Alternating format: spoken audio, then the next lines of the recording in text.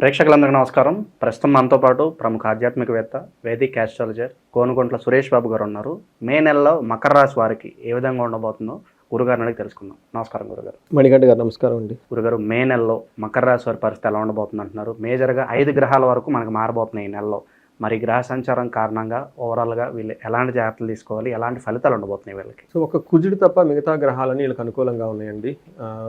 మనకి 5 గ్రహాలు మారినాయి కానీ గురువు మార్పు వీళ్ళకంత యోగ్యతనివ్వదు. కానీ ప్రస్తుతానికి ఈ మంత్ వరకు మన రాశి ఫలాలు చూసుకుంటే చాలా బాగుందని మనం చెప్పుకోవాలి. అందులోనూ మనకి గురు పూర్ణిమ ఉంది కాబట్టి ఆ తర్వాతే గ్రహాల యొక్క మార్పు అన్నీ జరుగుతూ ఉందన్నమాట. గురు గ్రహం కూడా అప్పుడే మారుతూ ఉంది 14వ తారీఖున, అదే రోజున ఆల్మోస్ట్ మనకి సూర్యుడు కూడాను 14వ తారీఖు 15వ తారీఖు మారుతూ ఉన్నమాట. ఈ యొక్క మేజర్ యొక్క గ్రహాల స్థితిని మనం చూస్తే వీళ్ళకి కొంచెం హెల్త్ కాంప్లికేషన్స్, టైర్డ్నెస్గా ఉండటం, ఫ్యాటిగో అంటారు, అలసటగా ఉండటం, తర్వాత ఎక్కువ గ్యాస్ట్రైటిస్ రావటము, ఇలా ఓవర్ హీట్ చేయటం, ఇలా ప్రాబ్లమ్స్ తప్పక మిగతా అన్ని విషయాలు బిందాస్ సూపర్ ఉంటుంది.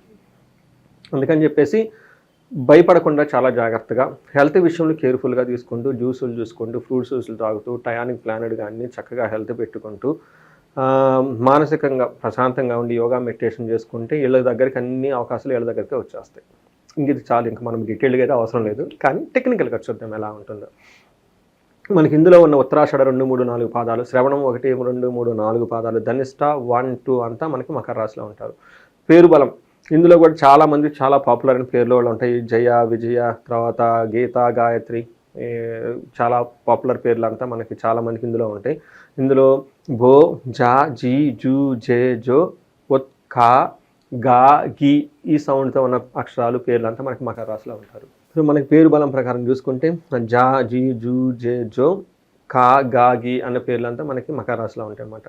మనం గ్రహస్థితిని బట్టి కనుక మనం చూసుకుంటే సూర్యుడి సంచారం వృషభ రాశిలో, బుధ సంచారం మేషరాశిలో, శుక్రుడు మీనంలో, కర్కాటకంలో, కుజుడు వచ్చేటప్పటికి కర్కాటక రాశిలో ఉన్నారనమాట. ఈ యొక్క గ్రహస్థితి ప్లస్ మీరు మారబోయే 2 యొక్క రాశిలో రాహు, కేతు, గురువు కూడా మారుతూ ఉన్నారు కాబట్టి ఈ యొక్క స్థితిని బట్టి మనం ఓవరాల్ కనుక చూసుకుంటే వీళ్ళకి ఎలా ఉండబోతుంది చూస్తే మనకి గురువు మారిన తర్వాత లేదంటే మారక ముందు తటస్థంగా ఉంటాడు.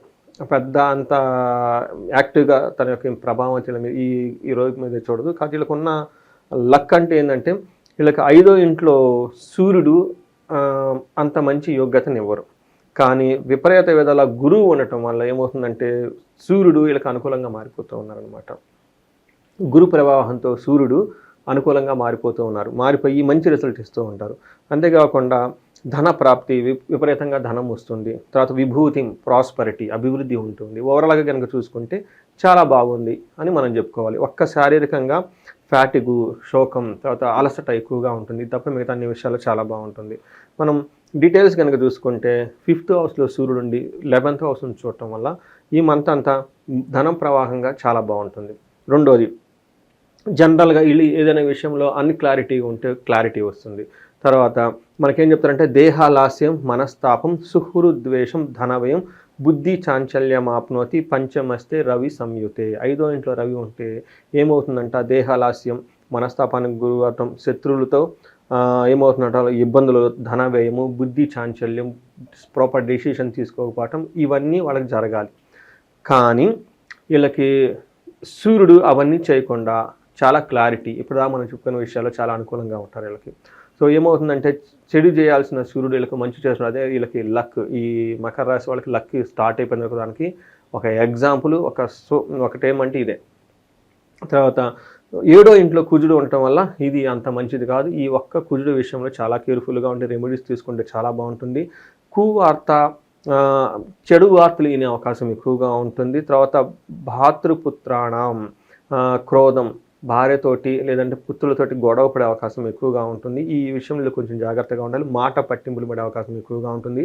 10th హౌస్లో ఉండటం వల్ల సదా తిరుగుతూ ఉండే ఉద్యోగం అనమాట. సదా సంచారం అంటే ఎప్పుడు తిరుగుతూ ఉంటాం. అంటే జాబ్లో అలా కంఫర్టబుల్గా ఉంటారు. ఇటు అటు తిరగటము ఎక్కువగా ఏదో ఒక విధంగా.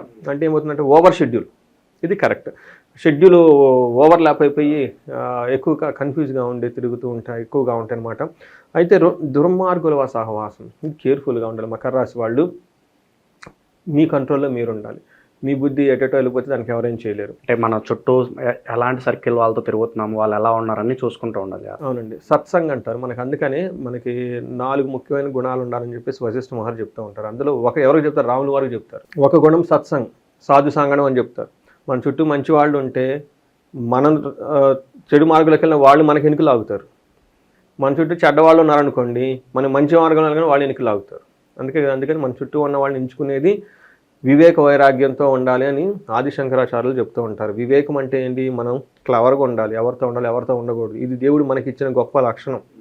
జంతువులకి మనకి డిఫరెన్స్ ఏముందంటే అదొక్కటే.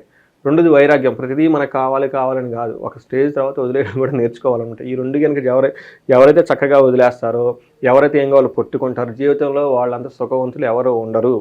మన ప్లానెట్స్ చెప్పేది కూడా అదే అనమాట. అందుకని మాకు పరిహారాలు చెప్పేది అవే, ఇంక వేరే ఏం చెప్పు పరిహారాలు. వాళ్ళు చెప్పిందే చెప్తూ ఉంటాను అనమాట. వాళ్ళకి ఏంటంటే దుర్మార్గుల సహవాసం, కఠినంగా మాట్లాడటం, పెద్దవాళ్ళు చక్కగా ప్రీతిగా మాట్లాడారు. ఎవరు మనకు శాస్త్రాలు కఠినంగా మాట్లాడమని చెప్పలేదు కదా. అందుకని ఇవన్నీ చేసుకుంటాం. బేసికల్గా interpersonal skills, okay, proper discipline చక్కగా ఉంటే ఈ మకర రాశి వాళ్ళకి లక్ వాళ్ళ దగ్గరికి వచ్చేస్తుంది. వీళ్ళు పరుగులు పెట్టిన అవసరం లేదు, అవకాశాలన్నీ వీళ్ళ దగ్గరికే వచ్చేస్తాయి. బట్ ఉండాల్సింది ఏంటంటే వీళ్ళు సరిగ్గా ఉంటే అంతా బాగుంటుంది.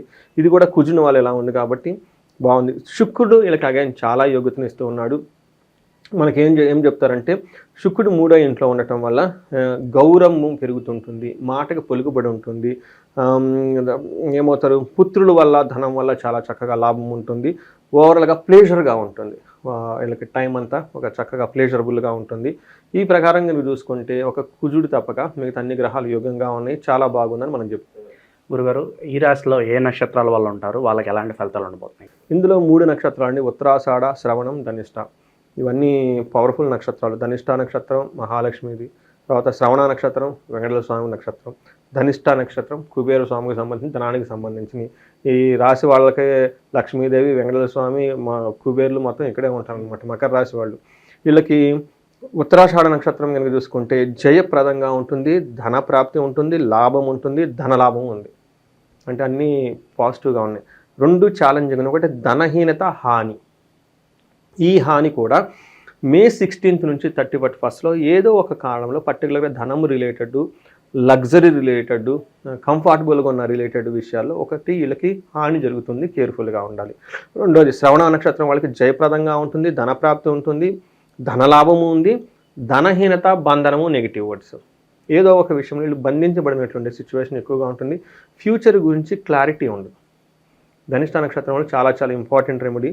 నాది ధనిష్ట కాబట్టి నేను కూడా ఈ రెమెడీస్ ఖచ్చితంగా నేను ఫాలో అవ్వాలి.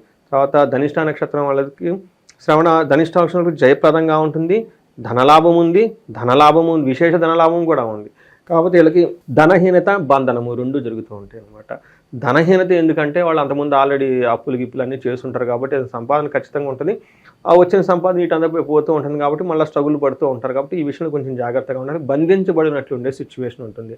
అంటే ఏంటి? ఫ్యూచర్ గురించి చాలా ఏమని చెప్తారంటే ఎటు వెళ్తే బాగుంటుంది, ఎలా ఉంటుంది, ఒక క్లారిటీ లేకుండా ఉండే సిచ్యువేషన్స్ వీళ్ళు మకర రాశి వాళ్ళకి ఎక్కువగా ఫేస్ చేసే అవకాశం ఎక్కువగా ఉంటుంది. ఇది కాకుండా శ్రవణం వాళ్ళు స్త్రీనాశనం, బుద్ధినాశనం, ధనిష్ట వాళ్ళు స్త్రీనాశనం, బుద్ధినాశనం, ఉత్తరాషాఢ బుద్ధినాశనం. అంటే సరైన డెసిషన్ తీసుకోకుండా రాంగ్ డెసిషన్ తీసుకొని ఇబ్బంది పడుతూ ఉంటారు. ఇవంతా మనకి స్త్రీల ద్వారా కూడాను వీళ్ళకి డబ్బులు ఖర్చు అవ్వటము, లేదంటే లేడీస్ అయితేనేమో పురుషుల ద్వారా డబ్బులు ఖర్చు అవ్వటము, వాళ్ళ ద్వారా వీళ్ళు ఇబ్బందులు పడే అవకాశం ఎక్కువగా ఉంది. ఇవి గమనించుకొని చక్కగా ప్లాన్ చేసుకొని పరిహారాలు చేసుకుంటే బాగుంటుందండి. గురుగారు, ఇంకా ఎలాంటి రెమెడీస్ చేసుకోవడం ద్వారా మంచి ఫలితాలు ఉంటాయి అంటారు గురుగారు? వీళ్ళు అత్యంత త్వరగా ఈ మకర రాశి వాళ్ళు తిరుపతి వెంకటేశ్వర స్వామిని కానీ, విష్ణు ఆలయాలు కానీ, ఎలాంటి విష్ణుమూర్తికి సంబంధించిన ఆలయాలు కానీ దర్శనం చేసుకుంటే పూజలు చేస్తే చాలా బాగుంటుంది. విష్ణు సహస్రనామాలు చదవటము. తర్వాత మనకి ఇక్కడ హైదరాబాద్లో ఉన్న వాళ్ళకి నేను పర్సనల్గా విజిట్ చేసింది మనకి అనంత పద్మనాభ స్వామి అని చెప్పేసి, కరెక్ట్గా శంషాబాద్ ఎయిర్పోర్ట్ నుంచి 30 కిలోమీటర్స్ ఏమో ఉంటుంది, బెంగళూరు హైవేలో లెఫ్ట్లో ఉంటుంది. చాలా చాలా పవర్ఫుల్ అనంత పద్మనాభ స్వామి. ఎందుకంటే వీళ్ళకి బంధించబడిన ఎప్పుడైతే ఉంటామో బంధనానికి ఆపోజిట్ ఏంటి? అనంతం.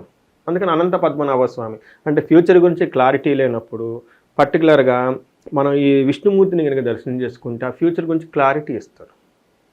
తర్వాత రెండోది ఎవరెవరు వెళ్ళాలంటే బుధుడి యొక్క యోగ్యత ఎవరికి ఉంటుందంటే వ్యాపారస్తులకి, రెండోది సాఫ్ట్వేర్ ఇంజనీర్లకి, మూడోది రైటర్స్కి, పోయిటర్స్కి, సోషల్ మీడియా యాక్టివ్గా ఉండి మాట్లాడుకునే వాళ్ళందరికీ బుధుడి యొక్క యోగ్యత చాలా ఉండాలి కాబట్టి వాళ్ళు ఖచ్చితంగా అక్కడికి వెళ్ళాలి. అందుకని అక్కడికి విజిట్ చేసి ఈ యొక్క బంధనం నుంచి బయటపడుతూ ఉంటారు. ఇవి కాకుండా ఈ రాశి వాళ్ళకి సహజంగా ధన ప్రాప్తి బాగుండాలండి. ఎవరికైనా ధన ప్రాప్తి కనుక లేకపోతే కుబేర పాశుపత హోమం చేయించుకున్న, మహాలక్ష్మి విశేష హోమం చేయించుకున్న చాలా బాగుంటుంది. తర్వాత వైఫ్ అండ్ హస్బెండ్ల మధ్య గొడవలు కానీ ఏమైనా ఉంటే అన్యోన్య దాంపత్య పాశుపత ఉంటుంది. ఇవి అభిషేకాలు చేయించుకున్న చాలా బాగుంటుంది. ఇంకేదైనా కనుక అన్ఎక్స్పెక్టెడ్ ప్రాబ్లమ్స్ ఏమైనా ఉంటే immediately the best ever remedy ఏంటంటే అండి మహాన్యాసపూర్వకం అంటే రుద్రాభిషేకం చేయించుకోవాలి. రుద్రాభిషేకం కూడా వాళ్ళ ఇంట్లో కనుక చేయించుకుంటే రుద్ర పండితులను పిలిపించుకొని చాలా బాగుంటుంది.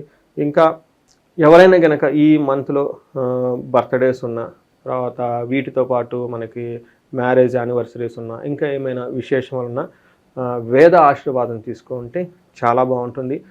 వేద ఆశీర్వాదం ఆ మంత్రం చదివేటప్పుడు ఒక్క మంత్రం మనం వినగలిగితే ఒక్కసారి విష్ణు సహస్రనామం చదివినంత పుణ్యం. వాళ్ళు ఒక్క 6 గంట కనుక వేద ఆశీర్వాదం కూర్చొని వేద ఘోష కనుక ఇంట్లో కనుక చేస్తే ఆ యొక్క అనుభూతి అద్భుతం అండి. అది అందరూ చేయించుకోవాలని చెప్పేసి నేను కోరుకుంటున్నానండి. మే నెలలో మకర రాశి వాళ్ళందరికీ కూడా ఏ విధంగా ఉండబోతుంది, వీళ్ళు మంత్ అంతా కూడా ఎలాంటి జాగ్రత్తలు తీసుకోవాలి, మీ మాటల్లో చాలా బాగా వివరించారు గురుగారు. ధన్యవాదాలండి.